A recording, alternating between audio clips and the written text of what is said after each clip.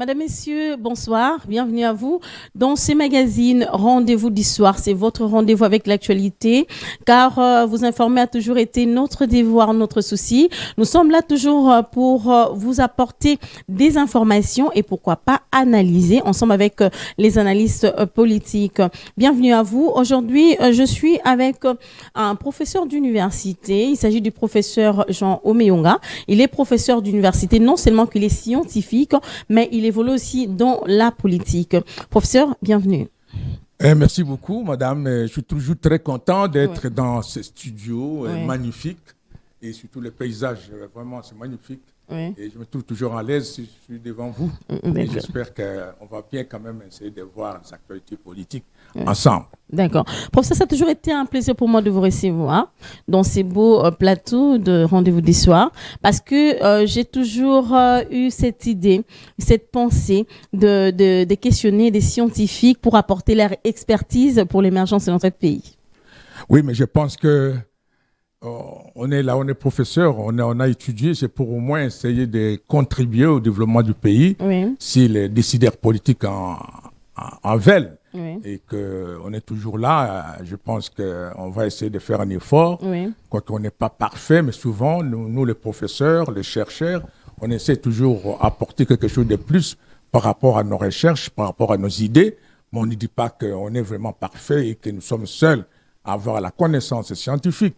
Mais l'essentiel pour nous, que nous formons, malgré les conditions que nous avons, les cadres du pays et surtout les cadres de demain. Et je crois que sur les marchés, on voit que ces produits sont magnifiques et ils se vendent très bien.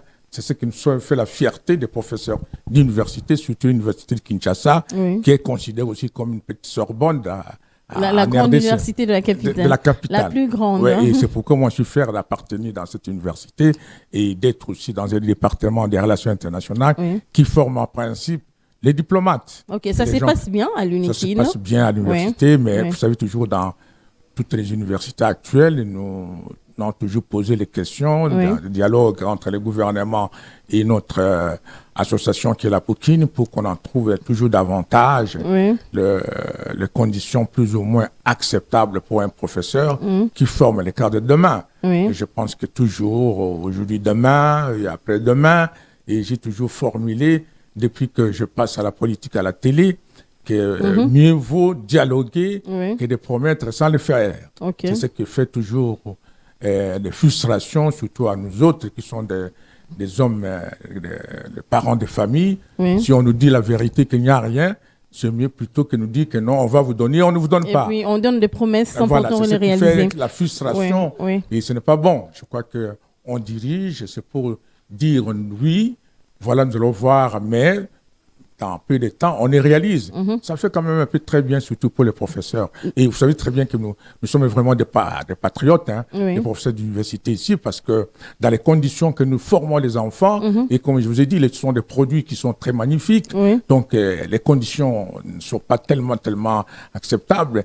Il y a des fois où nos enfants que nous avons formés, déjà en ville, ils nous flattent parfois de l'eau en passant avec les voitures, alors qu'ils n'oublient que... Mais vous en avez aussi, professeur, ça, il ne faudra pas l'oublier. Pardon? Vous en avez aussi. Oui, mais on dit, mais ça fait très longtemps, mais toujours, les véhicules, c'est comme une machine, une batterie qui doit... On doit renouveler à tout moment. Il faut renouveler. Mais c'est ça, c'est que ce qui a toujours été difficile, que les gens que nous formons, et après, ils ne pensent pas beaucoup à nous, alors que nous les formons pour que soit des cas de demain, il voit que non, c'est mon vieux qui passe là, il s'arrête, il me dit bonjour. Voilà, c'est comme ça en principe. Mais souvent, flaque d'eau, parce que moi je suis à pied, lui est dans une Mercedes, et puis ça fait quand même bizarre. Ok, mais professeur, c'est ça la vie. On garde quand même des bons souvenirs. Exactement, mais on est fiers quand même de les former. Alors, comment vous conciliez ces travaux scientifiques, dans l'occurrence, professeur d'université, à ces travaux politiques, cadre d'un parti politique? Comment vous faites? Oui, mais le métier, nous, par exemple, ma carrière professionnelle, c'est être enseignant, professeur d'université. Donc, c'est lui où j'ai eu ma retraite et c'est la carrière. Mais politique, ce n'est pas... Vous savez, en principe, ailleurs, un politicien doit avoir un métier. Mais c'est ici où les gens vivent seulement de la politique. C'est ici où seulement je vis de la politique. Un professeur, c'est un métier libéral. j'ai pu m'organiser, comme aujourd'hui, parce que je viens de me donner mes cours. Oui. Vous voyez ça, vous m'avez appelé, j'ai dit que j'étais au cours. Oui. Mais à 18h, je suis avec vous pour parler de la politique. Donc, c'est un métier libéral. Mais je ne gagne pas la vie seulement par la politique, mais j'ai un métier qui me donne un salaire mensuel. C'est comment ça se passe. Sinon, c'est pourquoi tout le monde se précipite pour être en politique et parfois ils abandonnent leur métier parce qu'on parle que non, c'est en politique où ça gagne un peu mieux. Oui, on s'enrichit pas en faisant la politique. Ouais, oui. Voilà. Or que non, si vous faites la politique, c'est pas pour s'enrichir, mais pour au moins essayer de trouver le bien-être social d'intérêt général.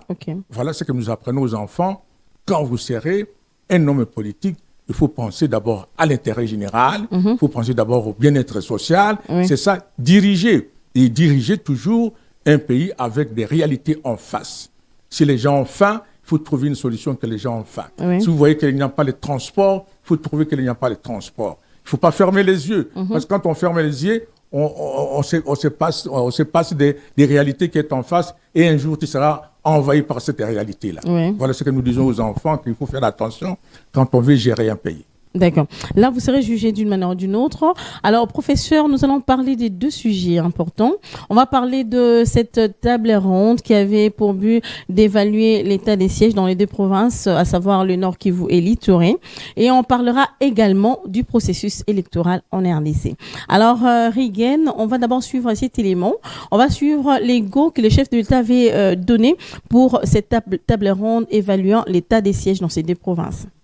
C'est dans le but d'évaluer l'état de siège que le chef de l'État Félix Tshisekedi Tshilombo a déclaré ouvert ce lundi la table ronde. Ces travaux des 3 jours, soit du 14 au 16 août, vont permettre à ce que le parti prenante prenne la vraie mesure de la situation, tel le levé du chef de l'État Félix Tshisekedi. En effet, après avoir dûment informé la nation par mon adresse, j'avais activé ce dispositif constitutionnel exceptionnel avec l'engagement et la détermination d'endiguer ces menaces graves et de sécuriser les populations et leurs biens. Le tout dans le seul but de rétablir la paix qui soit durable en vue de stabiliser cette partie du territoire national longtemps en proie à des conflits et d'amorcer enfin son processus de développement au même titre que toutes les autres provinces de Nord. Instauré depuis le mois de mai de l'année 2021 dans les provinces du Nord Kivu et de l'Ituri, l'état de siège a servi à quelque chose, estiment certains observateurs, car il a un tant soit peu calmé la crise à l'est du pays. C'est dans le... Voilà, professeur Omeunga, je reviens à vous. Vous venez de suivre les go que le chef de l'État avait lancé pour l'organisation de cette table ronde. Comment avez-vous d'abord apprécié ces gestes ou bien cette initiative? Non, mais l'initiative est politique. Oui. L'initiative est politique. Mais maintenant, le travail est technique. Oui. Le travail est technique. Quand il s'agit d'une évaluation, d'une situation qui a été mise en place, ça devient technique. Et surtout, concernant cette table ronde, parce que c'est une matière très sensible, en ce qui concerne la sécurité et surtout des stratégies de défense.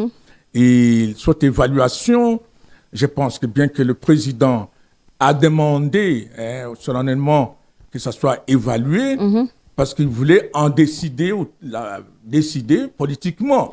Et qu'avant de décider politiquement, il a voulu avoir des avis considérations techniques pour qu'il ne prenne pas une décision à hasard qui peut avoir des conséquences fâcheuses ou de bonnes conséquences. Donc il doit s'appesantir sur les avis techniques. Et c'est là où je reviens à dire que oui, l'initiative du président de la République de demander cette évaluation, c'est normal parce que il faut qu'il voit un travail qui a été posé et les résultats. Parce que ça, l'évaluation. L'évaluation, c'est-à-dire examiner la situation qui a été décrétée et les résultats. C'est-à-dire les résultats, voir ces résultats peuvent être positifs ou négatifs. Alors, c'est un travail qui demande qu'il y ait l'expertise. Bon, je ne nie pas que toutes les institutions qu'on a appelées n'ont pas d'expertise. Oui. Mais quand vous parlez de ça, vous faites allusion aux intellectuels.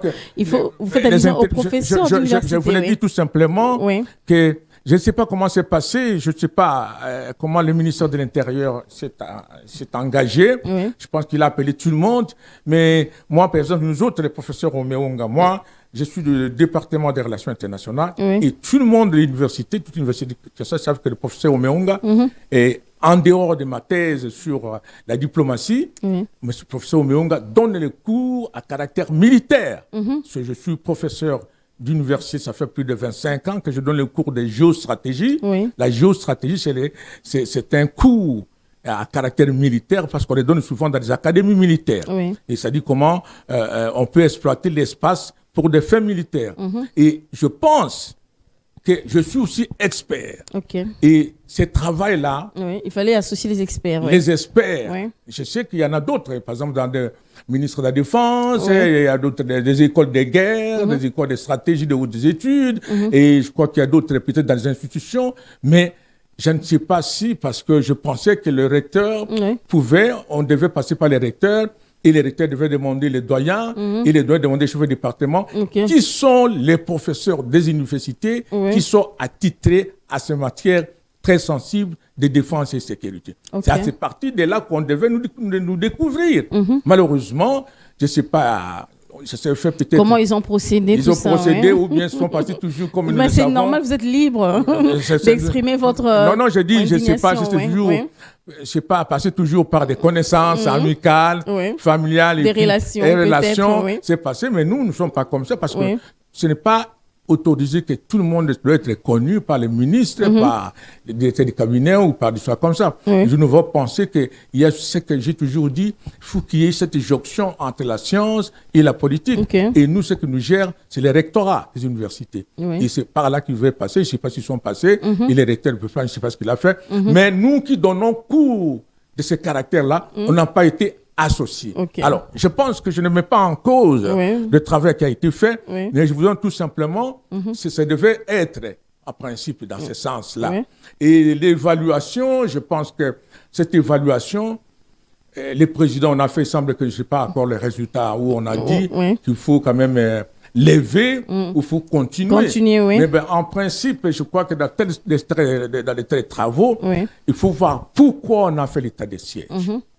En faisant l'état de siège, on a trouvé que c'était une situation éminemment, une menace qui était là, qu'il fallait des mesures exceptionnelles qui devaient restreindre les libertés fondamentales des personnes et remplacer parfois l'administration par une administration militaire. C'est un état de siège qu'il fallait voir autrement par rapport à l'imminence parce que le patrie est en danger. Donc, on voit que le patrie est en danger. Donc, c'était vraiment un besoin urgent. C'était un besoin urgent. Personne n'a pas contesté la décision du président de la République. On peut avoir des contestations, mais dans l'ensemble, tout le monde était content parce qu'il fallait le faire par rapport aux tueries. Et on regarde maintenant. Je ne sais pas si moi, je suis à Kinshasa, je suis expert dans les théories, je suis expert parfois dans la pratique, mais je ne sais pas, il fallait aussi associer les gens qui en vivent, les gens qui sont dans les quotidiens, qui vivent, comment ça se passe. Non seulement les gouverneurs, non seulement les militaires de province, non seulement les sociétés civiles de province. Mais les scientifiques aussi. Les scientifiques et surtout les citoyens ordinaires qui vivent cette situation dans les bas du Kivu, à l'intérieur. Donc, un échantillon de la population. Voilà, exactement, ces gens-là. Parce que vous savez, même si nous disons la diplomatie, quand nous partons à Windhoek, en Namibie, nous partons en Afrique du Sud, souvent pour aller négocier les problèmes entre le Rwanda et la RDC, mais souvent, on oublie les gens qui vivent les frontières. On oublie ces gens-là qu'on appelle les citoyens ordinaires. Ce sont des gens qui ont des avis. Ce sont des témoins oculaires. Voilà, ce sont des gens qui disent, si j'accepte quelqu'un chez moi, il faut faire ça. Et ces considérations, il faut les intégrer dans vos analyses pour qu'elles fassent une réalité. Sinon, vous allez faire aujourd'hui la décision et demain, on voit que c'est autre chose. C'est dans ce sens-là que je disais que même cette évaluation, je pense qu'on a appelé les gens qui sont, qu'on appelle des citoyens ordinaires, qui vivent ces situations. Pour dire un peu clairement, c'est pour dire tout simplement que, bon, je crois que les avis ont été donnés. Bon, actuellement... Les avis étaient vraiment partagés, professeur. Oui, voilà. Vraiment partagés. Je ne sais pas, moi, je n'étais pas là, mais je regarde de loin et je raisonne comme un scientifique. Oui. Je pense que la première chose, est sans complaisance, on a vu que les taux de tuerie a diminué un peu. A diminué pendant l'état des sièges. Voilà, exactement. Avant, c'était quand même... C'était un peu trop. Oui, des trop, trop. Deuxième chose, est-ce que cet état des sièges a apporté des fruits sur la psychologie ou la normalisation ou la circulation des civils? Est-ce que ça a apporté quelque chose? Est-ce que les villageois ont repris leur champ sans être menacés? Moi, c'était ça. Est-ce que les tueries qui se passaient la nuit, les matins, ont cessé?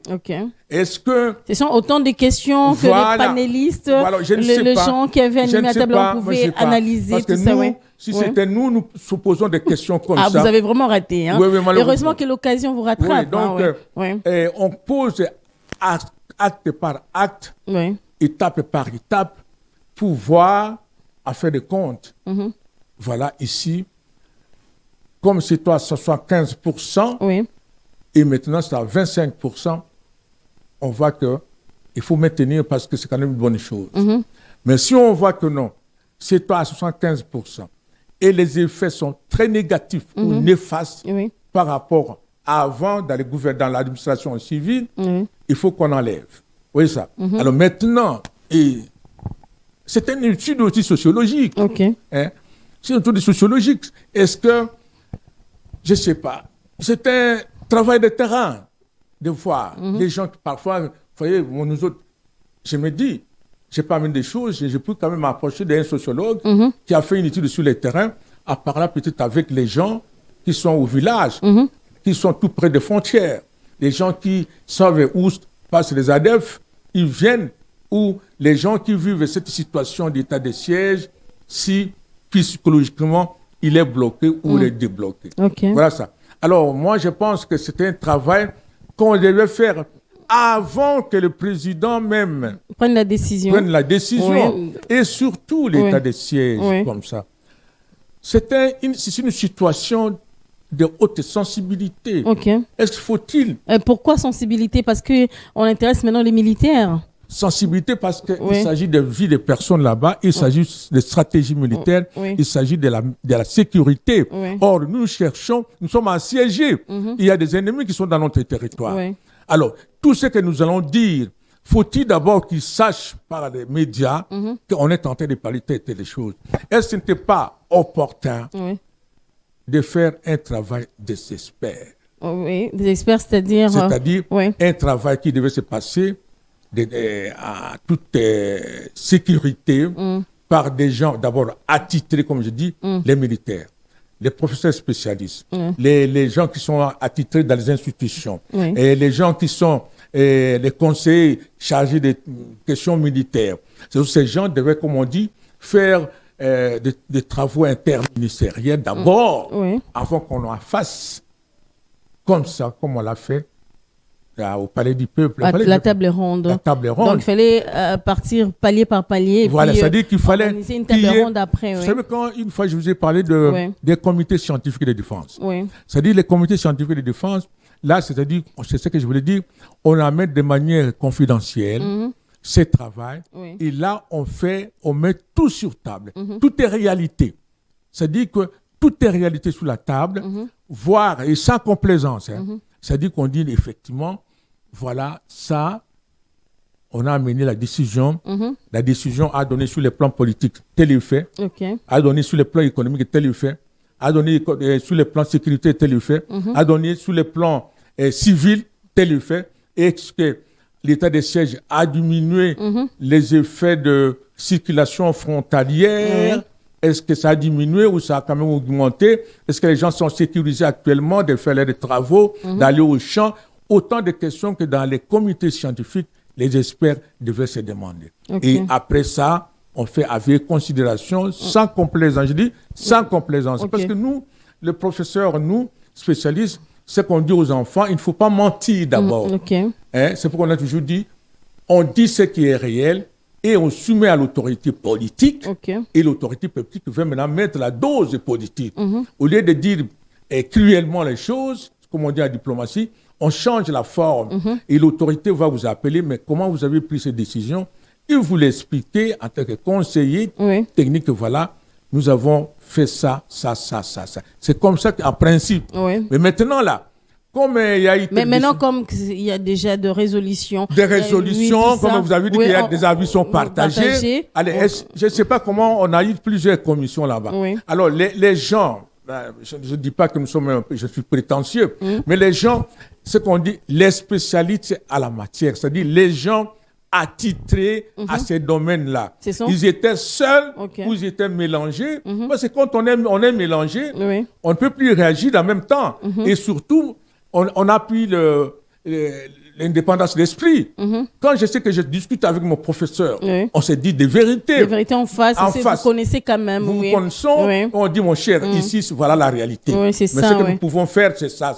Il dit, oui, tu as raison. Mais en dehors d'autres personnes, on ne sait jamais. On ne sait jamais.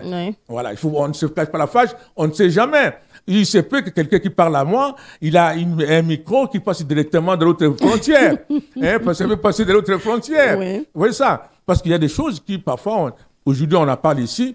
Ça arrive déjà à Burundi, ça arrive déjà en Angola. Vous parlez des infiltrés. Hein? Voilà, exactement. Je ne veux pas dire les mots, mais c'est des infiltrés. Ce sont des infiltrés. Parce que, vous voyez, par exemple, il y a des gens qui ne sont pas effectivement des spécialistes, qui disent, parfois j'ai vu un monsieur qui dit non, les gens de Kivu, d'autres Kivu, voudraient que le président ou l'Assemblée nationale déclare la guerre. Mais la guerre, on ne peut pas la déclarer comme ça. Il faut qu'il y ait des experts. Il faut qu'il y ait des experts. Il faut qu'il y ait des analyses. Il faut qu'il y ait des analyses. Et nous autres, nous donnons raison au président de la République, heureusement qu'il n'a pas déclaré cette guerre, malgré la pression populaire. Parce que à cet état-là, à cette situation que nous avions avant, maintenant il y a quand même la réorganisation du système de défense. Le système de défense est réorganisé. Mais au début, quand nous autres, parce que moi aussi j'étais dans l'FCC, avant que j'arrive maintenant à l'Union Sacrée. Cette transhumance, Oui, mais de toute façon, nous autres, nous ne servons pas les individus, mais nous servons la République. C'est-à-dire que surtout les Lumumbi, c'est nous autres. Nous servons la République dans les principes républicains. Aujourd'hui, je peux passer et l'autre peut venir. Je ne peux pas dire que non. Mais les institutions restent quand même. Et nous ne sommes pas derrière les individus pour servir la République. Donc, raison pour laquelle je dis, nous sommes à l'Union Sacrée maintenant pour au moins faire avancer le pays avec nos idées. Donc, pour dire que non, la guerre, on ne peut pas la décarter comme ça.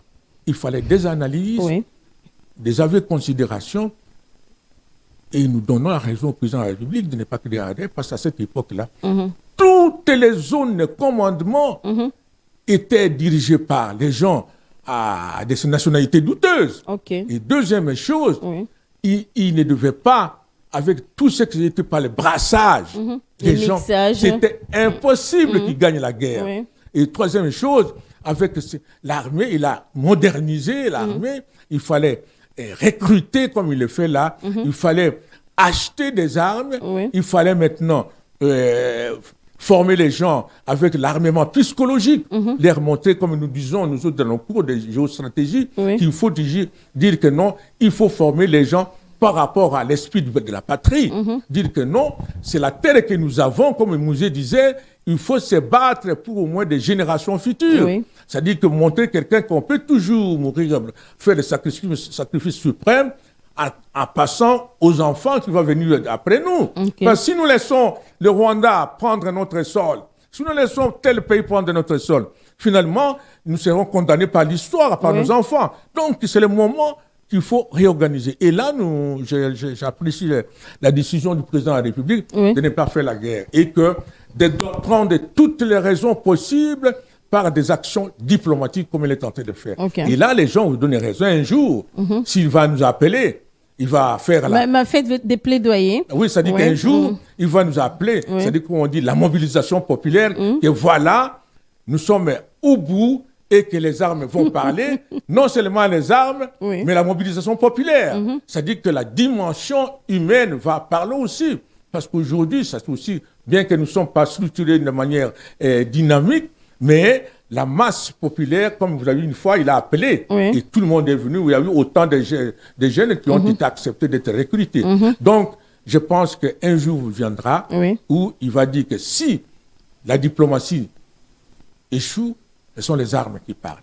Et je crois que ce qu'il est en train de faire pour l'instant, il fait le réarmement psychologique, il fait le recrutement de nouvelles unités, il est en train de renouveler les unités militaires, et puis entre-temps, il fait fonctionner les leviers diplomatiques. Donc, ce sont les 3 choses que nous apprécions qu'il est en train de faire.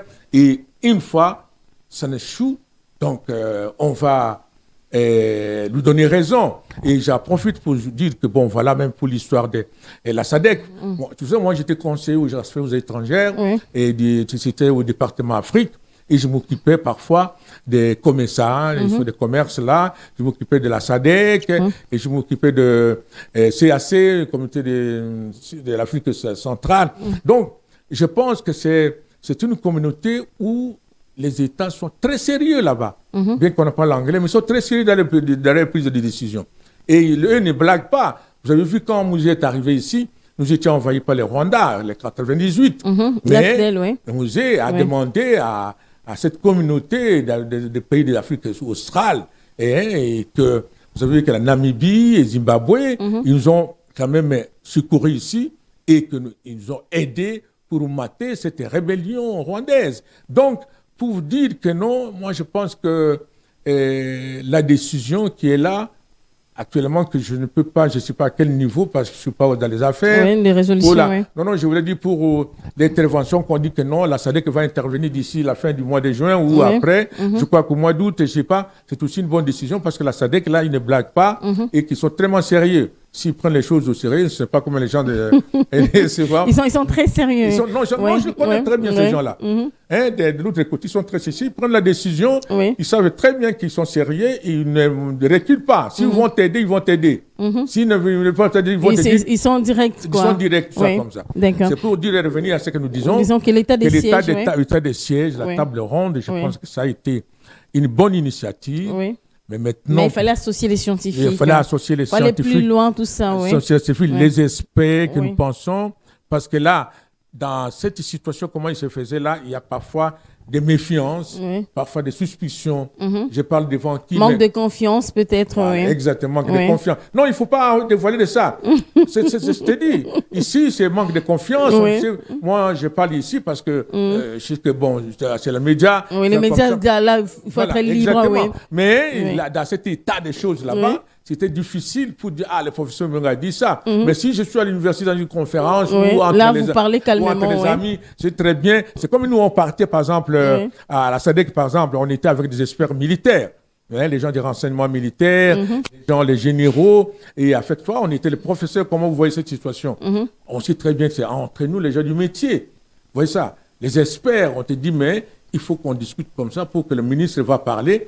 Et comme demain, il va prendre la parole, notre ministre des Affaires étrangères, notre ministre du Commerce extérieur, notre ministre de l'Industrie, il va parler devant les membres de la SADC.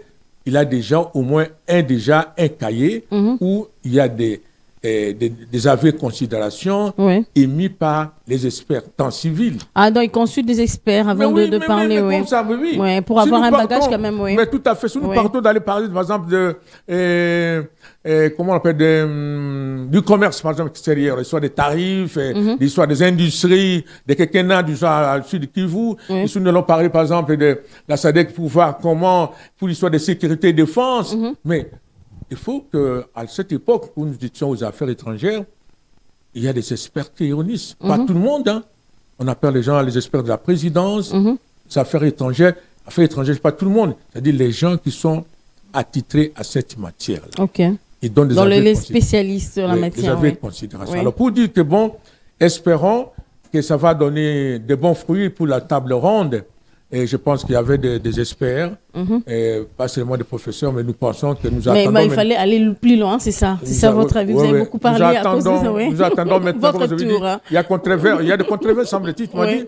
Il y a des avis partagés. Partagés, oui. Il y a ceux qui sont pour et ceux qui sont contre. Mais selon vous, parce que vous êtes expert, vous avez tellement parlé de votre expertise, est-ce que cette bon, disons, c'était cette décision sur l'état des sièges. Est-ce que l'état des sièges a produit des effets escomptés dans les deux provinces? Moi, je crois que c'est comme on dit un mal nécessaire. Un mal nécessaire. C'est notre jargon. Bah, c'était important de. Ça dit que c'est un mal nécessaire. Un mal nécessaire, ça dit qu'il ne faut pas. C'est quelque chose qui a été fait, mais qui a produit des effets, mais qu'on ne peut pas l'enlever comme ça, parce que ça risque d'approfondir le mal. Donc, pour l'instant, il faut faire les contours de tous les points avant de faire un truc, parce que c'était de l'argent, c'était de l'investissement humain, c'était psychologique. Ici, on enlève tout de suite, et qu'après, il y a d'autres conséquences, on va s'en prendre à nous-mêmes. Donc, c'est pourquoi, pour l'instant, je pense, moi, vous me demandez, pour l'instant, je pense, il faut laisser la situation telle qu'elle est là-bas. Et maintenant, organisons-nous autrement. Dès qu'on enlève ça, il y a, comme on dit, c'est des échanges sans problème. Parce que ça allait de prorogation en prorogation. C'était un peu trop, quoi. Non. Si la sécurité d'un État en dépend, donc la politique doit prolonger. Donc c'est pas un problème. Hein? Non, c'est pas pour moi. Vous m'avez demandé mon avis. Je crois que pour l'instant, il faut laisser. En tant qu'expert. Laisser cette situation telle qu'elle est là. Et maintenant, je ne sais pas maintenant les gens qui sont autour du président de la République, qu'est-ce qu'ils font un travail de fourmi pour voir si nous enlevons l'état de siège, nous levons. Il faut qu'on remplisse déjà ça. Parce qu'il ne faut pas laisser un vide pour dire que mais pourquoi vous avez enlevé l'état de siège? Maintenant qu'il n'y a plus de militaires. Il n'y a plus de militaires et maintenant la situation revient à cesse de départ. Donc c'est ça que je voulais dire que non. Moi, si on il faut continuer avec l'état de siège. Il faut laisser cet état de siège-là, essayer de maintenant de trouver des pièces de réchange. Techniquement, qu'est-ce qu'il faut faire? Est-ce que nous enlevons maintenant les gouverneurs militaires? Il y a un civil qui vient. Oui, mais il y a un civil parce que c'est sur la Constitution, mais sous le plan sécuritaire, est-ce que ça amène un positif ou un négatif? Effectivement, il y a la Constitution qui est là pour un civil, mais c'est autant des choses de voir. Nous avons encore des occupants qui sont à Bougana, les autres ils sont encore là. Mais est-ce que la situation a changé complètement ou pas? À notre faveur. Parce que l'état de siège, c'est dit les militaires, à tout moment, on peut intervenir. N'est-ce pas? Alors moi, je crois que pour moi... C'est un mal nécessaire. C'est un mal nécessaire pour l'instant. Je crois que c'est comme on dit. Il faut continuer avec l'état de siège, les Nations Unies, c'est un mal nécessaire aussi. C'est-à-dire que ça a beaucoup de dégâts, ça a beaucoup de faillites, ça a beaucoup de faiblesses. Mais on laisse les Nations Unies là, au moins pour la sécurité internationale. C'est pourquoi aussi nous qui avons installé la MONUC, par exemple la MONUC à cette époque-là avec le musée, maintenant c'est la MONUSCO, je crois que la MONUC, il y a des effets négatifs, mais psychologiquement, ça nous avait amené quelque chose à une époque-là. Le processus électoral, la présence de la MONUC parfois, ça a limité certaines choses. Ça a atténué beaucoup de choses. Il y a des gens qui critiquent effectivement. Ça nous fait vraiment un lourd poids financier pour la MONUC parce qu'on paye. Il y a eu beaucoup d'habits, mais quand on regarde de manière générale, la MONUSCO, les Nations Unies, n'est pas aussi tellement négatif. Donc, il faut regarder aussi les bons côtés, là. Il faut regarder les bons côtés. Alors, c'est pourquoi il faut prolonger, il faut quand même essayer de faire, comme on a dit, progressivement, petit à petit, en essayant de rétablir ce qu'il faut être pour la sécurité nationale. Alors, l'autorité de l'État doit être établie dans les deux provinces. Alors, selon vous, vous avez parlé que l'état des sièges, c'était un mal nécessaire. Alors, quels sont les effets néfastes de cet état des sièges dans les deux provinces? Je l'ai dit, je l'ai dit que c'est une situation exceptionnelle qui affreint parfois les libertés des individus. Les civils, Voilà. C'est-à-dire que les individus ne peuvent pas se trouver comme si c'était sous le plan constitutionnel, comme ils pouvaient circuler, faire comme ils veulent. D'abord, le fait tout simplement qu'on enlève la gouvernance sur des civils, on met la gouvernance militaire. Des militaires ont leur logique par rapport à la logique civile. C'est pas la même chose. C'est aussi ce que dit, c'était quelque chose qui déraille un peu sur le plan du fonctionnement du système de l'État. Mais et si on regarde maintenant, est-ce que par rapport à la Constitution, parce que la Constitution c'est un acte des citoyens, c'est-à-dire que nous qui le faisons, la Constitution, nous pouvons aussi dire quand le Parlement dit que nous voulons ça, on ne peut pas dire que non, on a violé tellement la Constitution, mais parce que nous voulons, le Parlement l'a fait. Donc, pour dire que non, je pense le négatif, c'est dans ce sens qu'il y a des situations exceptionnelles où on diminue déjà la liberté des citoyens, des circulations, de faire des gouvernances, les tribunaux civils et des histoires comme ça. On amène les tribunaux militaires qui sont parfois avec les logiques. On ne regarde pas de gauche à droite. Voilà, ça c'est dans les points négatifs. Mais dans l'ensemble, c'est le positif qui est plus important. Plus important à l'Est là-bas avec la présence de l'état de siège. Je crois que pour l'instant, vous m'avez demandé, c'est plus de points positifs que négatif. négatif. Donc, il faut aller de prorogation en prorogation. Prolonger à prorogation. Nous avons fait dans cet état, vous êtes encore jeune, nous avons été plusieurs fois des conférences à conférences, nos souveraines, constitutionnelles, souveraines. On a évolué comme ça. Malheureusement, on est arrivé au moins à un moment donné où vous êtes arrivé pour que ce soit comme ça. Mais pour dire que non, il faut qu'on change la manière de faire. On peut prolonger, mais il faut travailler aussi. C'est-à-dire, on prolonge, mais on travaille. On doit faire confiance à notre armée. Oui, tout à fait. Pour l'instant, surtout que, ce que je vous ai dit, que maintenant, quand on regarde, je ne suis pas dans les institutions militaires, mais quand on regarde ce qui se passe, les recrutements, c'est pas 13 000 policiers, 13 000 des unités, maintenant, il faut faire la différence. Il faut, tout en recrutant les gens qui doivent défendre le territoire national, il faut aussi recruter les gens qui doivent défendre la sécurité, c'est-à-dire la menace. Il faut recruter aussi des policiers. Parce qu'il faut faire une nuance entre la sécurité et la défense. C'est-à-dire qu'un soldat n'est pas un policier.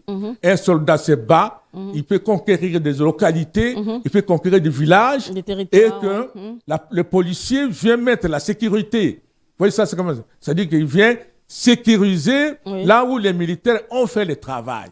C'est ça qu'on appelle le travail des policiers, des gendarmeries, pour mettre ça. Donc, c'est comme ça, en tout en recrutant les soldats, les fantassins, les gens qui vont à la guerre, il faut aussi recruter les gens qui vont faire la sécurité, qui vont faire comme on dit, sécuriser les biens et des personnes. Voilà ces gens-là. Donc, c'est pour dire que bon, pour l'Est et pour l'instant, il faut renforcer la réorganisation de la défense. Il faut renforcer l'organisation des systèmes de sécurité. Vous êtes déjà dans le terme de propositions, pistes de solutions. Allez-y alors. Non, vous vous sentez vraiment à l'aise dans votre peau là. Non, vous dites que non, il y a des défis à relever là-bas. Il y a des défis à relever. Il y a des défis sur le plan de réorganisation des systèmes de renseignement militaire. Il faut réorganiser, équiper, former des gens et par rapport à la technologie. C'est des histoires actuellement. Il y a les drones maintenant, il y a les services de sécurité. Ce n'est plus manuel. On peut utiliser des drones facilement. Il faut aussi maintenant chercher des informations par satellite. Bien équiper nos policiers. Ça, c'est au niveau Et puis surtout, informer nos services de renseignement par rapport à la guerre asymétrique. C'est-à-dire la guerre où on ne se bat pas frontalement, mais la guerre où c'est mélangé avec la population. Nous devons aussi former des agents qui peuvent identifier l'ennemi mêlé dans la foule. Ce sont des choses que nous avons appris à l'école. Et deuxième chose, il faut réorganiser les systèmes de défense. Comment réorganiser réorganiser le système de défense comme le président est en train de faire. C'est-à-dire que recruter de nouvelles unités. Ici maintenant, à faire l'expertise militaire, comme on dit la diplomatie de défense, c'est-à-dire que des généraux, recruter des généraux par leur grade, par leur formation, qui peuvent aussi négocier. Vous savez, les militaires aussi, les sous-officiers négocient s'il est à la guerre. Au lieu de massacrer autant de civils, ils négocient, on trouve des compromis, on dit voilà. Ce sont autant de gens, la diplomatie de défense. Il y a l'expertise, mais aussi il y a la négociation militaire. Troisième chose, il faut, quand on parle de réorganiser le système de défense, c'est-à-dire aussi voir des militaires par des formations, des unités. Nous devons former les gens qui font on les appelle comment? Des commandos, des aviations, c'est-à-dire des pilotes militaires pour les chasses, pour les bombardements. Nous devons former des unités de marine, donc les gens qui sont sous la défense marine et la défense maritime. Soit comme ça. Nous devons aussi former les blindés, les gens qui font sur le service territorial, la force terrestre, les blindés, les fantassins. Nous devons placer les gens qui sont déjà psychologiquement un peu diminués par les jeunes militaires qui sont formés psychologiquement. Parce que vous savez, les problèmes, réorganiser aussi le système de défense, non seulement les armes, ce que déjà j'ai dit souvent à mes enfants là-bas à l'université. On peut gagner la guerre, oui, on peut avoir les armes, mais il faut leur préparer psychologiquement. Okay. Préparer psychologiquement, ça dit quoi? Ça dit que l'armement psychologique. Il faut, quand vous envoyez un militaire se battre, il faut assurer l'arrière-garde. Okay. C'est-à-dire sa femme, sa ses famille, enfants. Oui. Ça dit que quand il est au fond, mais c'est que ma famille est à l'aise. Oui, il appelle maman, il t'appelle vous. Papa, maman, comment là-bas? Tu dis non, ça va, les enfants sont partis à l'école. Vous avez mangé? Oui, j'ai encore un sac de riz à la maison. Là, la morale est haute. Et puis, il dit que je peux mourir. Vous parlez en termes de rémunération de policiers. Oui, rémunération, mais aussi, ça dit que ça tient beaucoup à la psychologie d'un soldat qui est au fond. En disant que je peux mourir pour la nation. Je peux mourir la nation, mais ma famille sera prise en charge. Mais il ne faut pas qu'il appelle maman ici et maman dit non, ça ne va pas ici. Il dit, je n'ai pas mangé.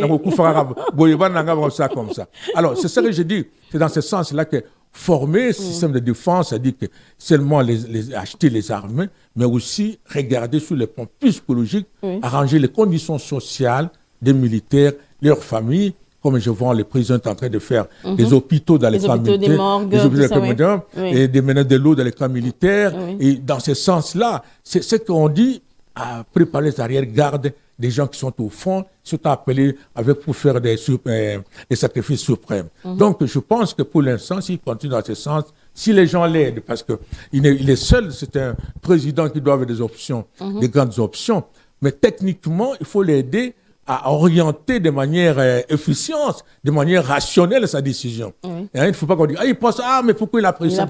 Telle décision, il fallait consulter. Parce qu'aujourd'hui, on dit non, pourquoi le président a accepté qu'on soit à l'Est avec l'histoire de l'intervention de l'Ouganda, des Soudan, des choses comme ça. Bon, je ne sais pas comment ils ont pris la décision, mais nous, à notre époque, ce que j'ai toujours regretté, je l'ai dit devant la télé, ce n'est pas quelque chose de mal, mais si nous étions consultés de manière un peu directe ou de manière indirecte, nous qui avons installé la MONUC ici, on ne devait pas accepter cette notion de zone tampon. Ok.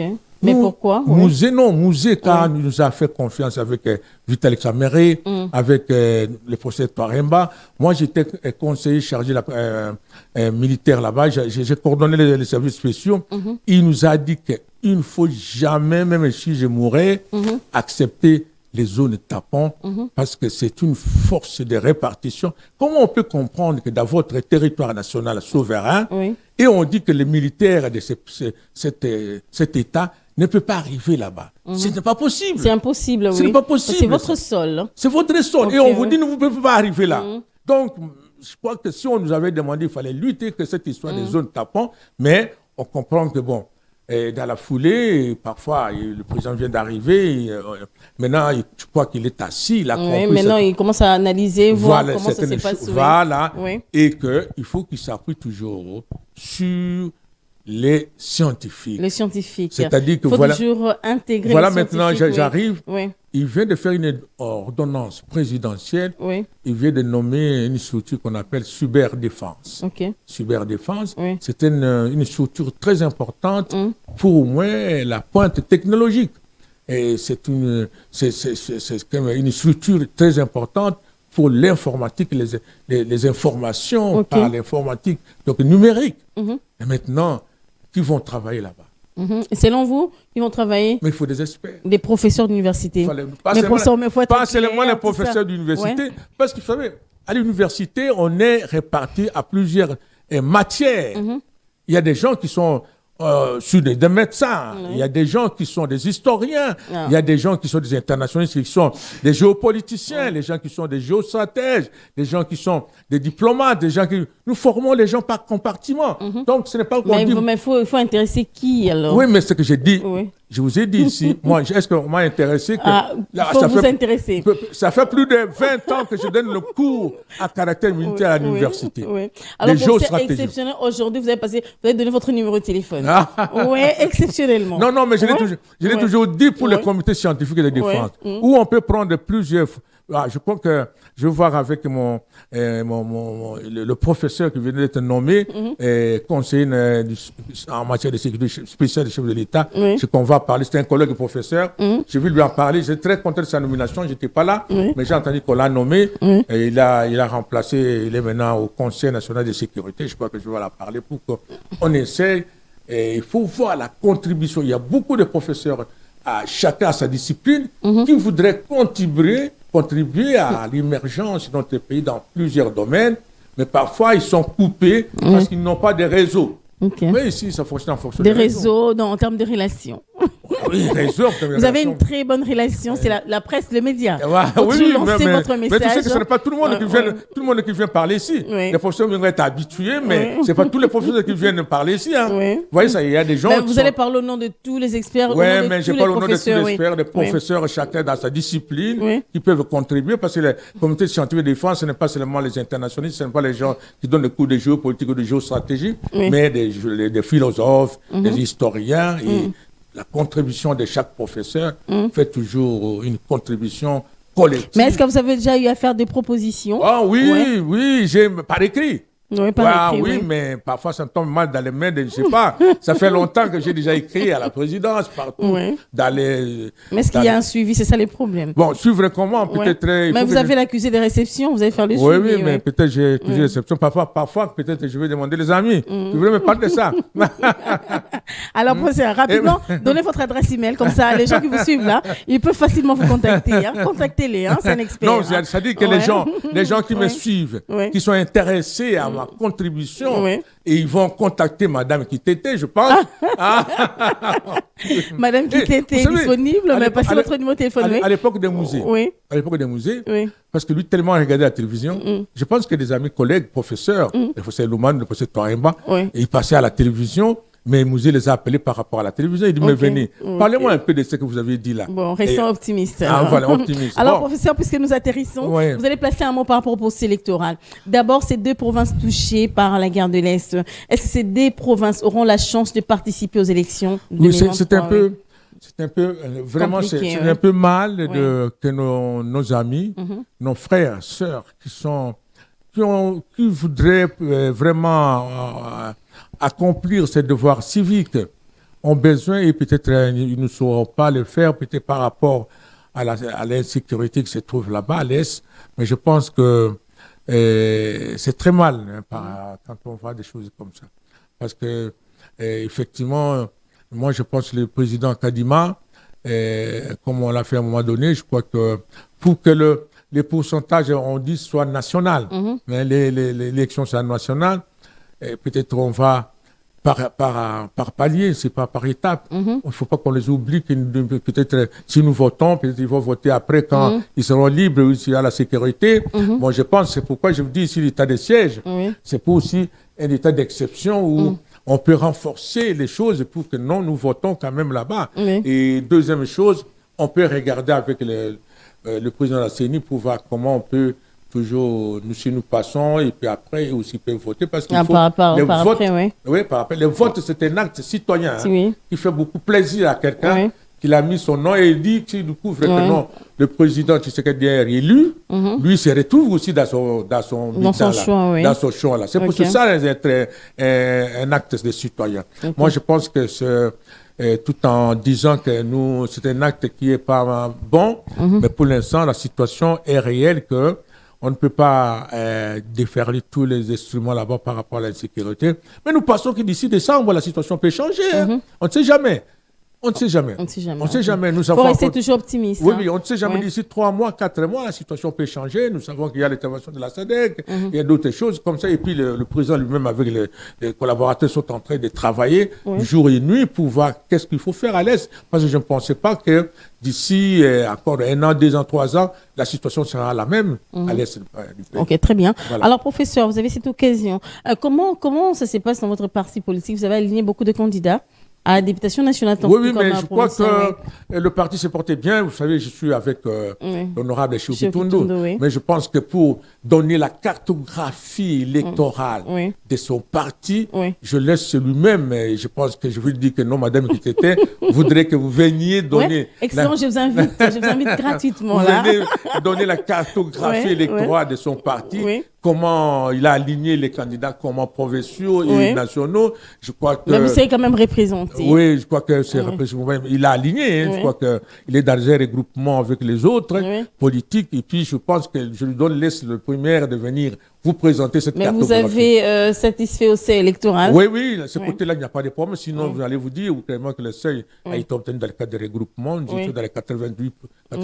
Très bien, félicitations. Oui, pour un jeune parti, en tout cas, félicitations. Non, je crois que le regroupement est bien stable et je crois que nous félicitons le président Didier Moulenda, qui est le président du regroupement politique. Je pense que il a fait un travail vraiment de titan et qu'avec la conférence du président, ils ont bien travaillé et je crois que le seuil est là et que bientôt on attend les élections parce que c'est le seul moyen pour au moins élire les autorités démocratiques.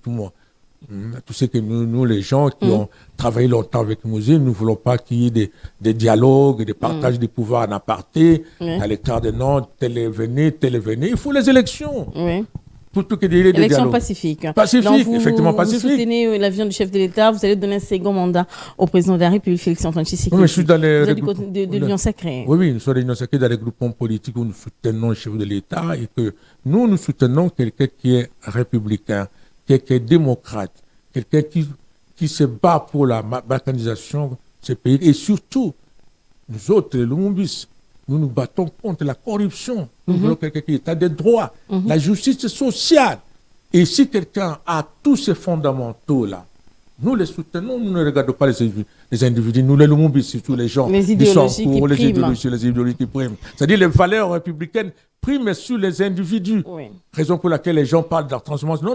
Il n'y a pas de transhumance politique. Il n'y a pas de débat là. Non. Là, vous choisissez les bons côtés de l'histoire. Ça dit que bon côté de l'histoire, ça dit que non, le bon côté, ça dit que là où des valeurs républicaines passent, c'est-à-dire quelqu'un qui se bat pour le pays, on ne peut pas l'abandonner parce que vous soutenez tel individu. Est-ce que les principes républicains sont respectés? Oui, même pas à 100%, mais on voit 85%, les principes républicains sont là. Donc, il faut les soutenir, il ne faut pas...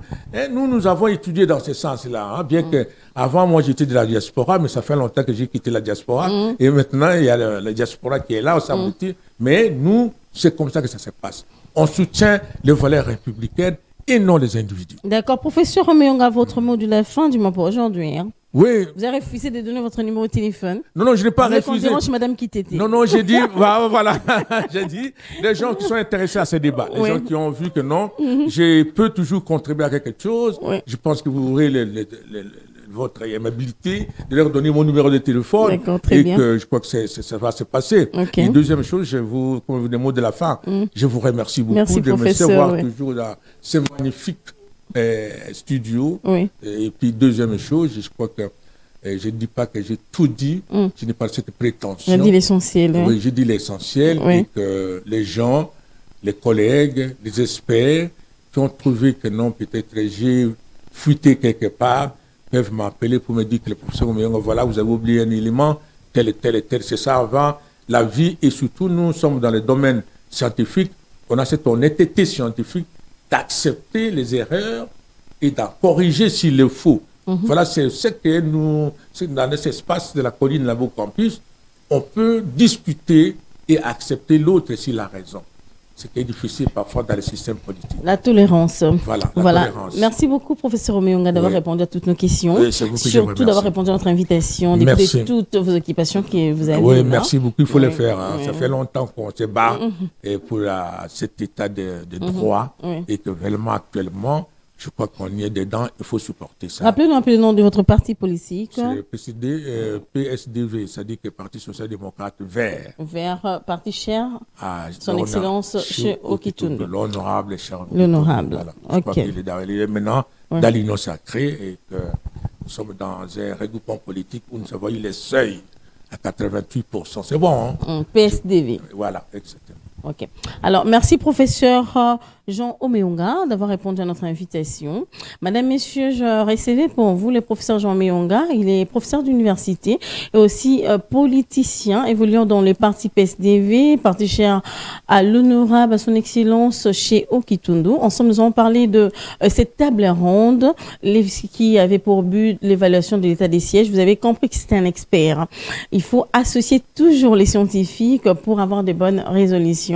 Professeur, merci en tout cas. Oui, alors, je dis merci à toi, André Kapandi. Merci à Emmanuel Kaloubi. Merci à Rigen Mala. Sacré, j'ai pas ton nom là, sacré. Je te remercie également et merci aussi à Lazik Makukula, le réalisateur du Saint-Esprit. Alors, on va se retrouver prochainement pour notre numéro. À très bientôt. Restez avec nous.